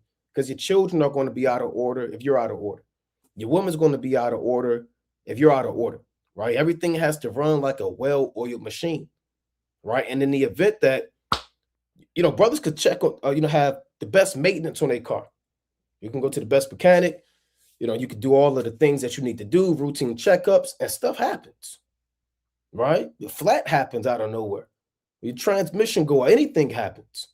The Lord said, if the tree fall toward the south or toward the north, where the tree falleth, there it shall be. So things happen, and it is what it is. There are things outside of your control, So the point of the matter is, even if things are going well, stuff happens, right? Stuff happens, and brothers want to make sure that, you are fixing the things that have to be fixed. And you don't wait too long. You see a spirit in your house or your marriage, you hastily try to remove that spirit by applying the precepts, praying, or fasting, right? So don't just say, well, everything going well. There's always something, man, right? And you can have the perfect marriage, that things can happen. The Apostle Paul said, you're going to have strife, but I'm going to spare you. I'm not going to go too deep into that. There's always going to be times where spirits come in. Tobit and Sarah got into it. He said what he had to say. She said what she said. And, things happen, man. And you want to, again, when these spirits come in, how do you handle it? Because everything ain't going to be easy. You can plan out everything perfectly. But when things deviate, how do you deal with that? So that was a good precept in 1 Samuel 30 as well, to show you that. Right? I want to get this too in Sirach, the 7th chapter. One more quick precept. Right? Ecclesiasticus, the 7th chapter. So these things are important, man. Right? These things are extremely important through the spirit and power of Yahweh Basham Yahushua. Right? We're going into marriages, friendships, husbands. Ecclesiasticus 7, and I'm going to read 18 and 19. Change not a friend for any good by no means, neither a faithful brother for the gold of her fur. Forgo not a wise and good woman, for her grace is above gold. So the Most High is telling you about loyalty. That's what this is going into, friendship. A lot of brothers that change their friends that they came up with when they come into some money, or they change up when they're around certain people, right? They act like they don't know somebody, or they change up when they get a new job, or they change up when they get a new whip, or they change up because they got a new fit, or whatever. Or they change up their friends because other people can put them in a position that they want to be in. So they disregard their friends. And it's hard to find a good friendship, man. And you can't change a friend by no means. It says neither a faithful brother. Another word for a faithful brother is a loyal brother, for the gold of Ophir. Right? So you brothers that have solid brothers, faithful brothers around you, Satan is going to try to come in to put spirits and division in between you. This could be talked. This could apply to your woman too, man. This could apply. Your woman should be your friend. Your woman is your sister, your spouse, your friend, and you can't change and switch up by no means. There's no reason for a brother to what's what I'm looking betray or disregard the experiences and a relationship that the Most High blessed you with, man. It's not easy to come across a righteous woman. Look at all these women out here in the world, man. You got a woman that knows that she an Israelite. You got a woman, she not out here getting drunk, freaking off, whoring out. You got a brother around you, man, that'll go to war with you. You call him, he'll pull up on you, man. And one more point, not to be long-winded, the Most High speaks about in Matthew the 24th chapter about the love of many waxing cold. And in 2 Timothy the 3rd chapter, 1 on down about traitors. The Lord says traitors, headies, high-minded. So these spirits of traitors, people waxing cold toward each other, it's going to be a lot of demons that come in to try to overthrow friendships, man. Camps, brotherhoods, and brothers have to apply these precepts, man, and understand when spirits are trying to come in to overthrow something that the Most High has set up. The brothers got it. Come. Let's go to Proverbs chapter 24 and 10. Right, brothers is dropping gold in this right here, man. So like the brother was going into, anything worthwhile having, you got to put in work to maintain it and keep it. Right, the brother used the analogy of the car. If you want your car to look nice, you're gonna take time under the hood, give it regular oil changes, buy tires, brake pads, rotors, so on and so forth. Right? But when things get tough and hard, first thing a brother want to do is sell his car. Right. Right? His car starts smoking or his car start hiccuping and the engine is making funny noises. They say, man, I'm about to sell this car. It ain't working for me. Right? I've done that before. Had an old car and I was like, man, I got to sell it. Right? But a brother had to tell me, hey, take your time and find out what's wrong with it. It's a lot cheaper to do that. And lo and behold, it was something small. Right? How much more in marriages? Right? This is Proverbs 24 and 10. If thou think in the day of adversity, thy strength is small. Right? If you catching hell in your household, you and your woman beefing and y'all not talking, and every time you walk past her, she making a stank face, and every time you walk past her, you sighing. Right? If you faint and go look for outside resources of comfort, right, your strength is small. I can't tell you how many councils we done been on.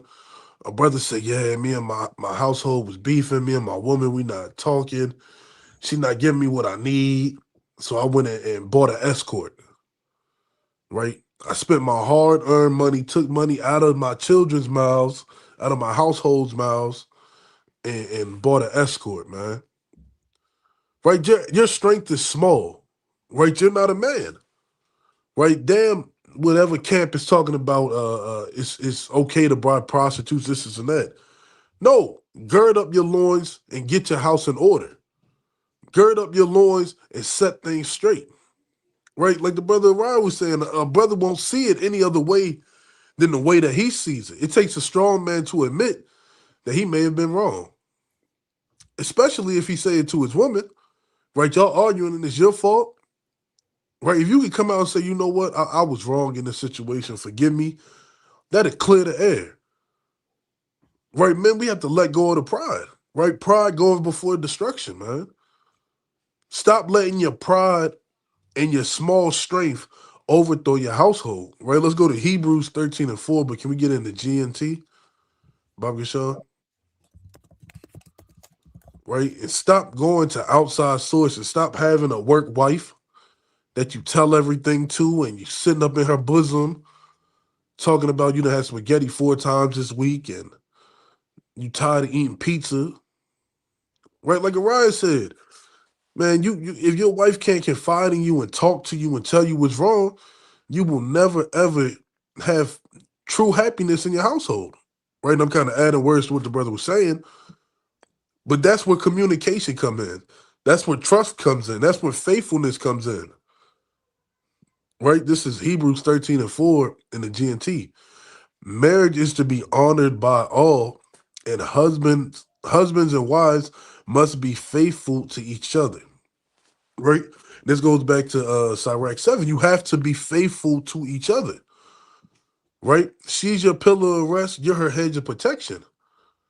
Right? Those go hand in hand. Right? Because you have a fence, you have I want to say it's called a master pillar. I could be wrong. Right? You got a strong pillar that sits there and it supports the fence. It's the beginning foundation of that fence. Right? She can be that strong defense that you need. Right? Sometimes it may be something you dealing with, man. You got trauma from, in your past. Right? She can help comfort that spirit. Right? You can hear the things that she's saying. You can talk to her. She can help you through it. Here's the point right here. God will judge those who are immoral and those who commit adultery. Right? So the Lord is going to judge you if you're being immoral. Right? You driving up and down the street late at night, talking about you going to the gym. Right? You out hooping, but you come home and you missing $500 in your pocket. Right? Can we get the next verse, Barbara Sean? Right, verse number 5. Keep your lives free from the love of money and be satisfied with what you have. For God has said, I will never leave you. And the point I wanted was, and be satisfied with what you have. Right? The Most High has gave you a gift to help you in this walk in this truth. Right? Gave you somebody like the brother was going into, a wise wife, somebody who knows that they're Israel. Somebody who delights in keeping the commandments of the Lord. Somebody who delights in doing the things that the Most High say a righteous woman should do. Be satisfied with what you have. Right? Because in an instance, it can be taken from you. And the Most High telling you not to weep for the, I don't want to misquote it, the precious of your eyes. Something, if a brother can help me out with that, I can't remember exactly what he said. Right? When he was talking to Ezekiel. Is that Ezekiel 22? Right? Ezekiel's wife died. Right? The Most High took Ezekiel's wife and he said, you better not weep. 24. Yeah, I was 24. reading that today through the spirit. Con. It's 24, right? Con. Right? Imagine the Most High tell you, I'm going to take what's precious in your eyes and you better not cry. Right? Ezekiel 24:16. Son of man, behold, I take away from thee the desire of thine eyes with a stroke, yet neither shalt thou mourn nor weep, neither shall thy tears run down. Right? The Lord can take what you have in an instant. Right? And you won't even know what happened.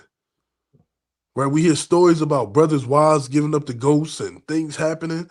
Right? Be content and thankful with what you have. Right? Because you don't know how to feel when you can't pick up the phone and hear her voice. Or when you got to deal with your children crying, asking where your mom is at or where her mom is at. Right? One more verse, Ephesians 5:33. Oh, shoot. Right? And a lot of Jake, man, they grow tired quick, man. They grow tired quick, but you've been the same fan of the sports team your whole life. And they've been cheeks since you was 10. But you ain't never quit on your sports team. But because your wife ain't making you happy, you ready to call it quits and find another wife. Right? This is Ephesians 5:33. Nevertheless, let every one of you in particular so love his wife even as himself, and the wife see that she reverence her husband. So you're commanded to love your wife as yourself. Right? We always say you ain't cutting yourself, you ain't physically self-mutilating and things of that such. Why treat your counterpart, your rib, like that? Right? You making her come home to hell every day. We done had councils where people were living in literal hell. Just hateful. Right? So love your wife as yourself. Right? Take in consideration your feelings when you're dealing with your wife. Right? But brothers got it. Con, that's mighty points through the spirit. Let's go to Sirach, right? Chapter 27 and verse 17. Sirach 27, right, and verse number 17. Right, it's right, chapter 27. Thy friend and be faithful unto him. But if thou bewrayest his secrets, follow no more after him. So too, you got to know how to be a good husband and or a good wife and a good brother, man. You know, a lot of things you hear, you know, ain't meant to be uttered, man. Their conversation, you know, brother just got a new job. I mean, you may mention it, you know, but certain things you should know through discernment. You shouldn't be speaking about another man's life. And a lot of brothers, man, that'll be the first and only time you have of that brother where he's no longer your brother, man. Brothers will remove themselves from a lot of situations, right? Through secrets, right? Through different things that are going on. Brother may say, you know, me and my wife are going into it, and he may reveal something embarrassing. He may reveal something embarrassing about his children, you know, about himself, or whatever the case may be. But he's self-conflicted in his own counsel that he has to speak. And you can't pull that brother away from his rightful duty and getting counsel. Counsel isn't always comely. You know, hey, Ak, you know, I don't know if I should work for Coca-Cola or Pepsi. What do you think, Ak? Well, which one is closer, Akian? All counsel ain't like that, man. You got counsel where brothers may have to get surgery, their organs, right? You know, my brother, you know, he's beating on his wife. You know, I don't know what to do. I've witnessed it. There are a lot of things that are weightier that goes on, and brothers have to give good, sound counsel. So if you take something the brother said, or a wife, you know, that's going on in our house that has no business to be uttered, right? That's not detrimental to her health and her spirit, to just spread that across Israel, man. That's off. It says, follow no more after him. For as a man have destroyed his enemies, so hast thou lost the love of thy neighbor. That's the same exact as if you destroyed your enemies. As one that letteth a bird go out of his hand, so have thou let thy neighbor go, and thou shalt not get him again, man. If you got a faithful friend, it'll hurt. I know I've known of brothers that have cried, literally cried, when they couldn't be around the Akim, man. These things happen. Right? Maybe a congregation you in, you had to remove a brother. That brother may have broke down in literal tears, man, because those same brothers he's went to war with, he's got counsel from, he's prayed for, they've prayed for him. And not that the brother isn't your brother anymore when he isn't in the congregation, but you don't see that brother as familiar as you would normally see that brother. I mean, you see brothers' children, your children, and their children, they're raised together. The bond that people form through relationships and brotherhoods and or sisterhoods, like the Lord said, is better than gold, man. What can you really compare that to? When brothers, you know, are ready to give up their life for another brother, that say a lot, man. There's not too many brothers with gunshots or kick off where that brother's still gonna be standing right next to you. Or anything is going on, you have death in the family, that brother's right there. Anything going on, financial problems, right? And what's more beautiful of all of that is when you talk to those true friends, it's not embarrassing. It will be off inwardly to keep certain things in to your brother because y'all so close in the spirit. That's the type of brother in brotherhood you want, man. You don't want the brother, I don't know. I don't know what this brother really gonna say or think about me, man. That's not a true, sincere brother, man. That brother should be there for you no matter what you're going through. It says, follow after him no more, for he is too far off. He is as a roe escaped out of a snare. Let's go to the mighty book of Proverbs, chapter 18, in verse number 19. So you want to be mindful of how you treat your brother, man.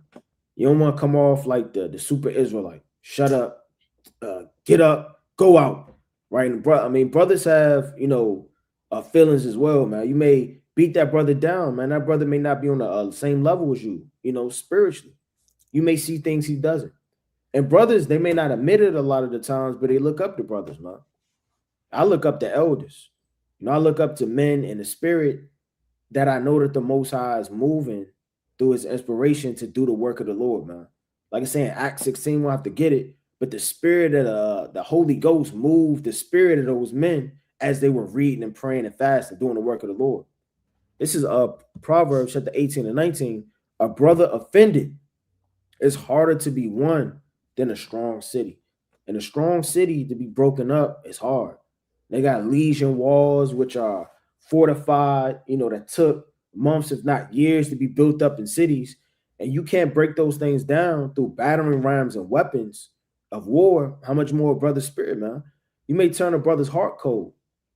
So when you have a good friendship, you want to seal that up no matter what. And don't let pride get in the way.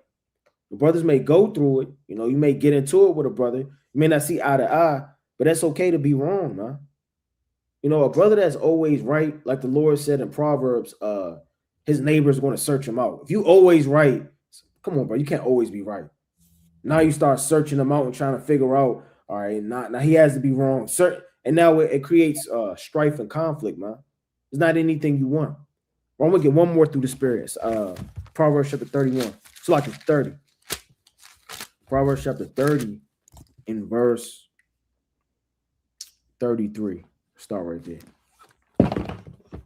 It says, surely the churning of milk bringeth forth butter. So you don't want to pick on matters and you're always striving back and forth. You don't need that brother that can't shut up, can't chill out, right? Can't stop, can't read the room, like they say. Surely the churning of milk, you said they churn it back and forth, it brings forth a stronger variation. It gets stronger. It says, for a butter and the wringing of the nose bringing forth blood, meaning these actions that you bring forth has a counteraction. So the forcing of wrath bringing forth strife, right? So you force something, it brings forth strife. You don't want to have that in a relationship, especially with brothers you love or sisters you love, man, right? And two, last point, there's a rebuke that's not coming. So don't be a yes man and a yes woman if you see somebody going off and doing evil. You want to always speak up in righteousness. But it's a time and a place and a way to go about these matters. Brothers got it. Con, that's right, man. And Proverbs has a lot of understanding, man. A lot of brothers may want to focus on a lot of dark sayings and parables, like brothers were saying earlier, but a lot of the practicality is found in the books of wisdom, how to live, what to physically do. You understand? So brothers want to get into Sirach, get into Proverbs, man. We haven't touched on the book of Revelation. And the brother might be mad. How come they're not in Revelation? Going into Daniel. We don't have to always go into that, man. Right? Brothers have to learn how to live this thing. This is real life, man. This is real life. This truth is not just camp. Camp is not, that's only a portion. 35% of doing the work or so, man. Right? After camp is over, now what? Now what you going to do? You're a complete fool. You're a hypocrite, a demon. You don't know how to talk to nobody. But when you at camp, you went to all of the precepts. You don't want to be that kind of brother. Just a camp guy. And then outside of camp, nobody want to deal with you. Soon as camp break off, everybody separate from you. Right? That's a spirit, man. It's I want Proverbs 17 and 17. A friend loveth at all times, and a brother is born for adversity. You see that? You want to be a brother born for adversity, right? Adversity, let me pull up the definition of adversity. It's when things are against you, man. Adversity, a state of serious, ongoing hardship or misfortune, often characterized by severe challenges, crisis, or unfavorable circumstances. See that? And you want a brother there with you, man. Right? Like Jonathan and David. A beautiful example of being born for adversity. And born is not you coming out your mother's womb. It's you being born again. Once you're born again, you're born to help your brother. That's why you're born. You're not born for yourself, man. Adversity could be anything. Stress. Brother might be in his own mind, man. I don't know what to do. He's thinking about this route, or should I go this route? Or my children are sick, or my daughter has this infirmity, or my job, they're thinking about firing me. And okay, look, brother, I don't have no money. My car damn exploded. I need help. And brothers are born to, or you should be a brother to help that brother out at all times. Don't be the brother that love the brother when he come up with the bottle. Shalom. When a brother show up with the hard or strong drink, show up with the strong drink, and now you just love the brother. You got the biggest shalom. Right now you complimenting the brother. You know, the brother show up and he got 2 bottles of wine in each hand, and you know, but after the wine is gone, you know, y'all go your separate ways, man. And 2, you can, and I've seen that you can't be a relationship and a bond cannot be bonded with carnal things, if that makes sense. That can't be the foundation of your relationship. Because once that flesh and those carnal things are gone, y'all don't have anything. It's like people that smoke and get high together in the world. That's all they have. They don't have nothing else. The world joins them together. You know, you don't let a liquor be the source of you and the brother's only time of communicating. Or you and your wife, only time when y'all could do things or whatever. It got to be rooted in the flesh. The Lord said a friend love at all times, man. So your bond should be built off of adversity, good times, hardships.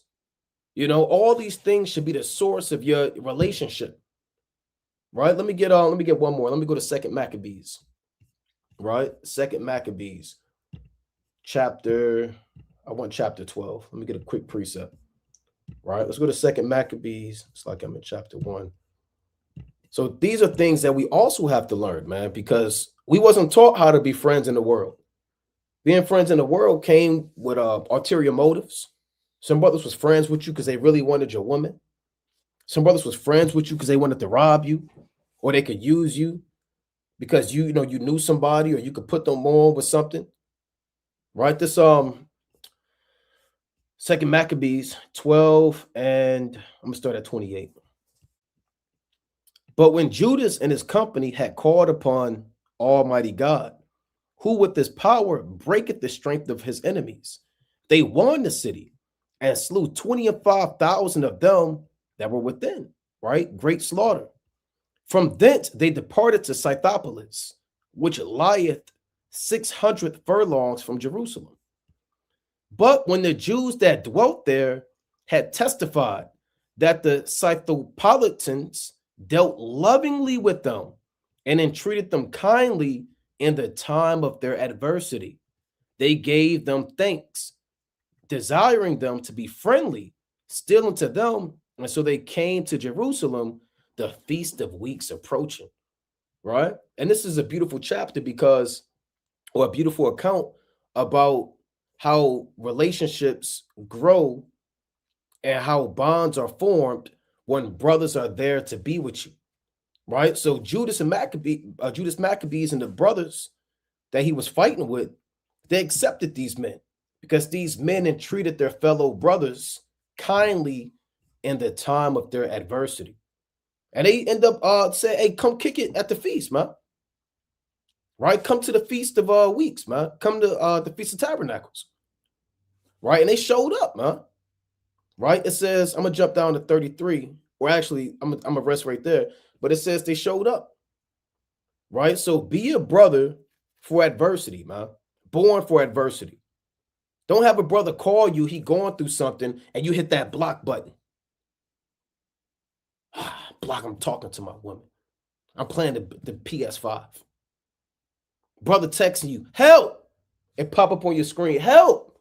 With all of the siren emojis. All it says help. You clear it out. When you slide past and clear it out. That's madness. Brother say pray for him. You say, Khan, I pray for you. You never prayed for him. That's wickedness, man. You went right back to doing what you was doing. So be a brother for adversity through prayer. You might fast for a brother. Nobody got to know but Yahweh Shmi Abashah. Right? Be a brother that's there for adversity, for comfort. Look at, not to be long-winded, one more point. Look at Job's friends, man. They pulled up on Job and sat down silent, for like 7 days. And they ain't say nothing because they saw that his grief was great, paraphrasing. You need brothers like that, man. Brothers that pull up on you going through hell, man. Y'all might not even say nothing, man. Some brothers you could just kick it. Y'all could be in silence. You don't always got to fill the void, or how there's a term that they say, when somebody always just got to talk, you know. Hey, if you could be in silence with a brother, that's cool, man. You could talk with a brother, you could laugh with a brother, that's cool. You don't got to force the course of a river. So you want to be there for adversity, and you want to understand that that's why you're a brother. You're not a brother for selfish gains. You're a brother to be selfless, to gain brothers. Right? But brothers got it. God. To let me back on that, let's go to Proverbs 27 and verse number 10. Right? Like the brother said, it's not friendship for your gain. It's what you can bring forth to help the next person. Right? We're a selfless nation, as we should be. Right? It shouldn't just be, what can I get? What can I profit with? Right? Because the day of mirth isn't always going to be around. Right? You're not always going to be happy 24/7. Right? You're going to have, like the brothers were saying, death in the family, right? Bad days at work, right? Your car can get stolen, your money can be wiped out your account, anything can happen, right? And you want that person to treat you the same way that you haven't treated them, right? This is Proverbs 27 and 10, right? Thine own friend and thy father's friend forsake not, neither go into thy brother's house in the day of thy calamity, for better is a neighbor that is near than a brother far off, right? So you may have a literal brother who lives in Miami, but you live all the way in Wyoming, right? You're not going to get on a plane and fly 16 hours to go cry in your brother's arms. No, if you got a brother who's right there next to you, who been with you through thick and thin, right, reach out to that brother. Right, like Job's friend. Job's friends pulled up on him. Right, and Job lived in the land of Uz, man. He wasn't around his people. Right, he was quite a distance. Right, so you have to use the brotherhood and be accessible to the brotherhood. Right, you're not always going to be King David 24/7. You're not going to be Samson 24/7. Everybody's going to need somebody, man. Hold on. Go to Sirach chapter 9 and verse number 10, Bobby Kishar. That's right. What? What was it? Salaki, Sirach 9 and verse number 10. Salaki, give me a second. This is Sirach chapter 9 and verse number 10.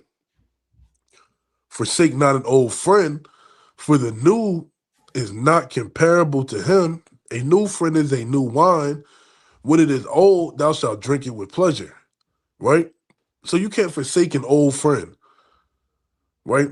A brother that you've been laboring with. And that goes into brothers camp hopping and leaving the camp because something happens. Right? Brothers don't they don't take into consideration how everybody else will feel, man. That's smacking a brother in the face. You was laboring with this brother for 5 years, but now you want to leave the camp because you don't agree with something. Right? This is man, that's the worst type of spirit. Now you're a forsaker, you're a deserter, you a half friend. Right? So you can't forsake an old friend. Right? Because the new isn't comparable to him.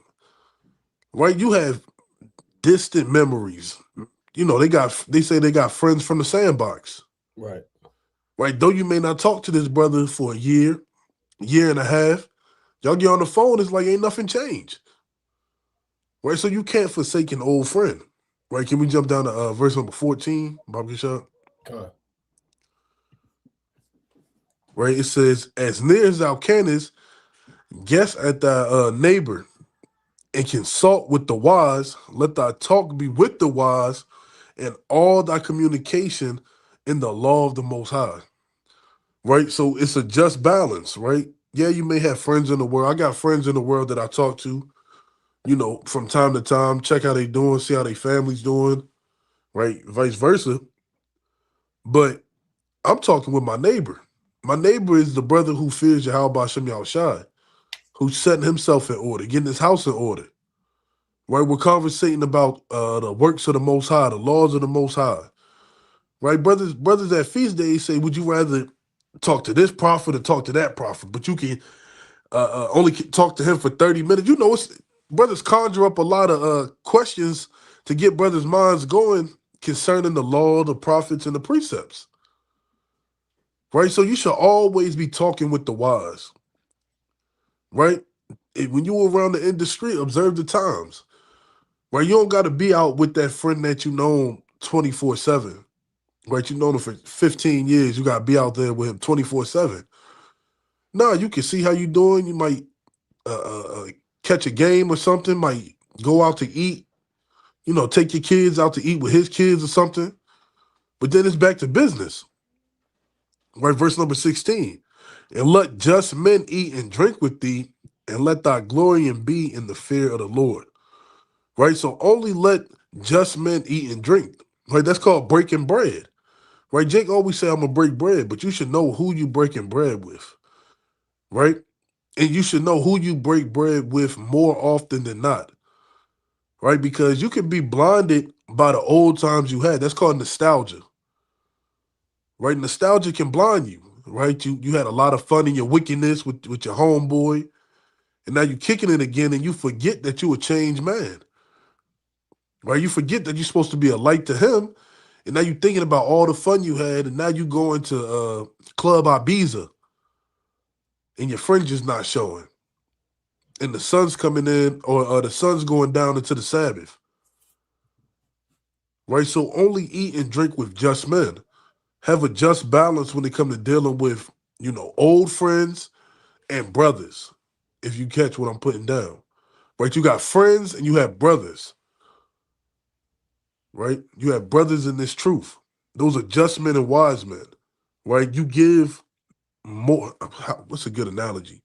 You give more water to the plant that can bring forth more fruit than you do to a whole garden that will barely bring anything. Right? So brothers got it. Some mighty points. Let's go to the mighty book of Sirach, chapter 13, and let's start at verse number 4.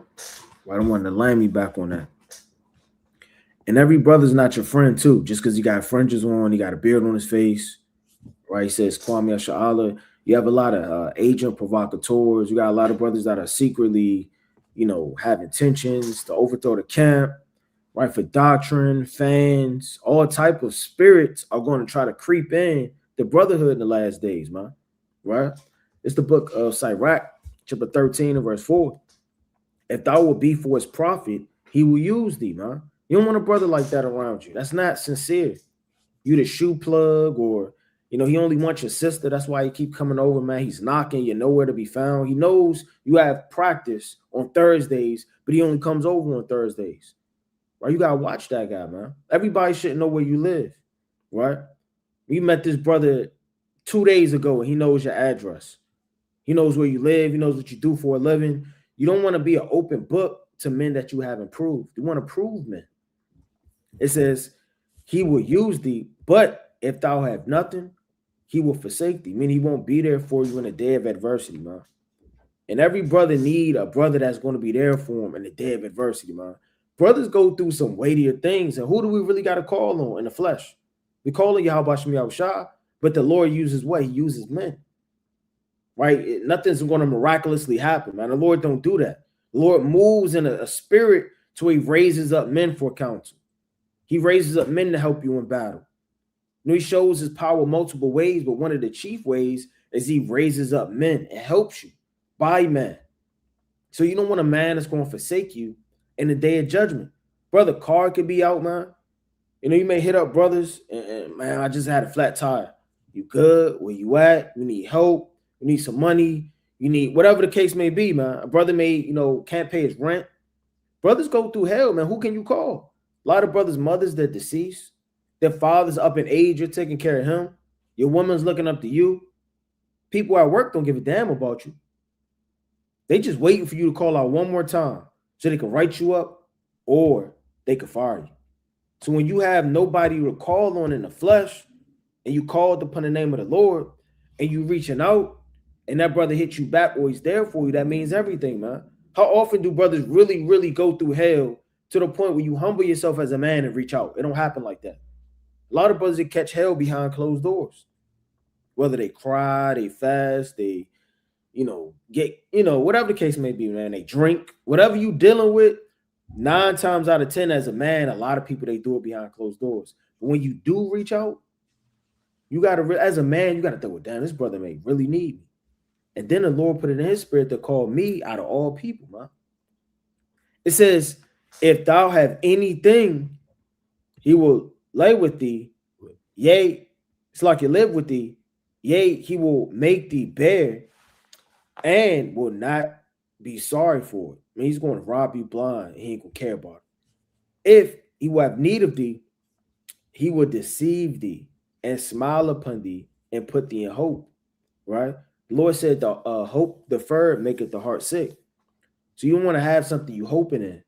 If he have need of thee, he's going to take advantage of you, man. That's not sincere. You the brother that he called when he need a ride, when he want to get drunk, right? It says he will speak thee fair and say, what wondest thou? I mean, he's acting as if he cares about you. Here you are, your back is hurting. Hey, Ak, you need anything? You need a chair? That's not sincere. He'll speak fair words unto you and act like he's going to be there for you. But when that heat and that temperature get turned up, he's going to be the first one to flee. First one not there for you. It says, and he will shame thee by his meats, right? His deception, his trickery, until he have drawn thee dry twice or thrice, took advantage of you. Like that song, just keep on using me until you use me up, man. That's an evil song. Right. Who would say something like that? That's sick. It says, and at the last, he will laugh thee to scorn. Afterward, when he have seen thee, seeth thee, he will forsake thee and shake his head at thee. Man, I got that nigga, man. That was easy. That was a lick, man. People laugh at people like that. People use people like that. You can't be around or involved in situations like that, man. And if you never been in one, maybe you were one the person that was finessing people in the world. People get off on finessing people.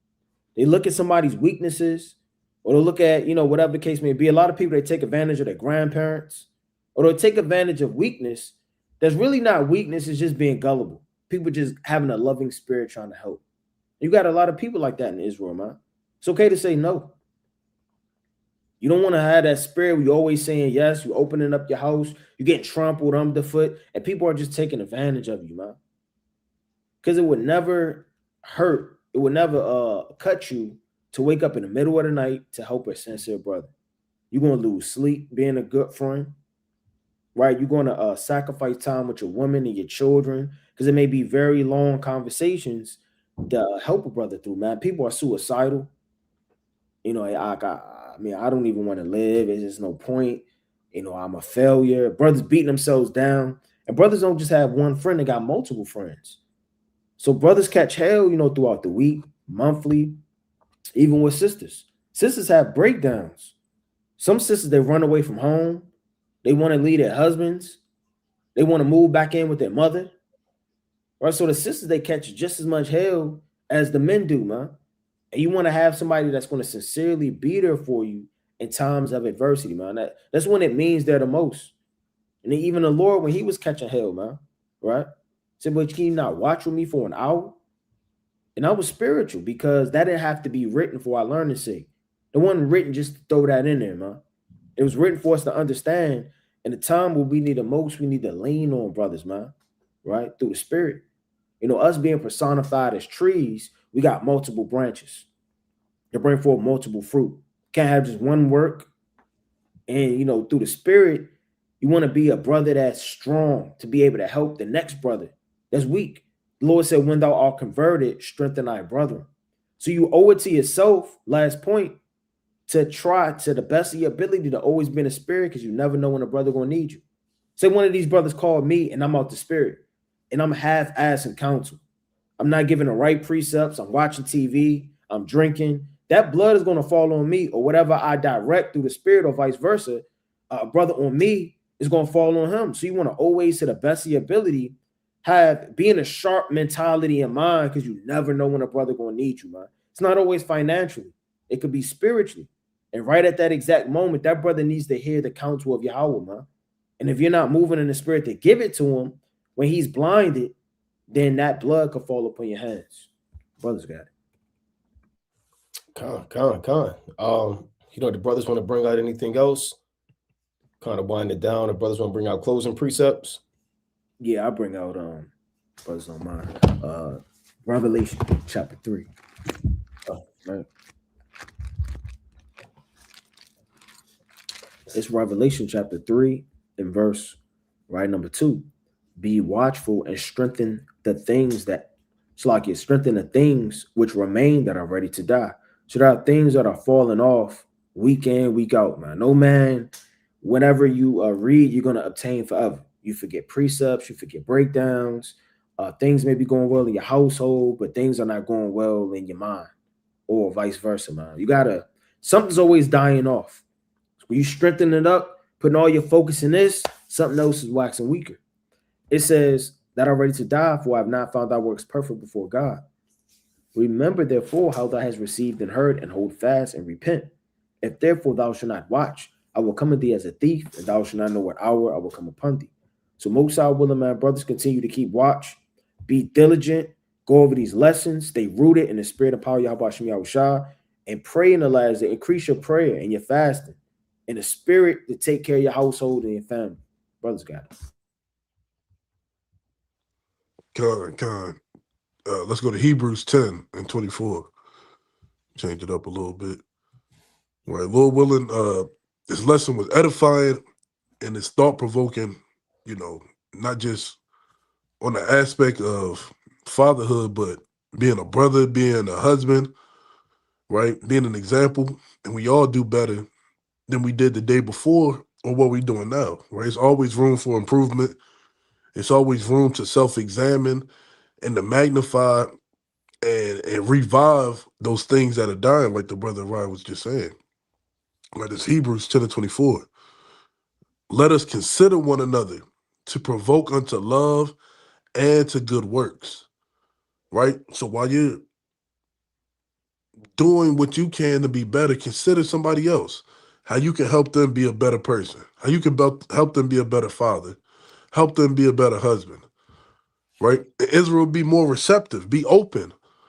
Right? Stop being so standoffish and stiff-necked and hard, man. Right? Turn that heart of stone into a heart of flesh to receive, counsel and instruction and love. Right? Brothers don't do this just for validation or views or, to hear good job. No, we do this because we consider the next man, because we would want the same done for us if we was in such an estate or if we needed the exhortation. Right? So always consider your brother, right? Provoke them unto more love, unto more good works, and to more faith. With that, I yield. Con. And I'm gonna get Matthew, the 25th chapter. Made me think of this through the spirit power of Yahweh Shem Shah. This Matthew chapter 25, and I'm gonna read 34.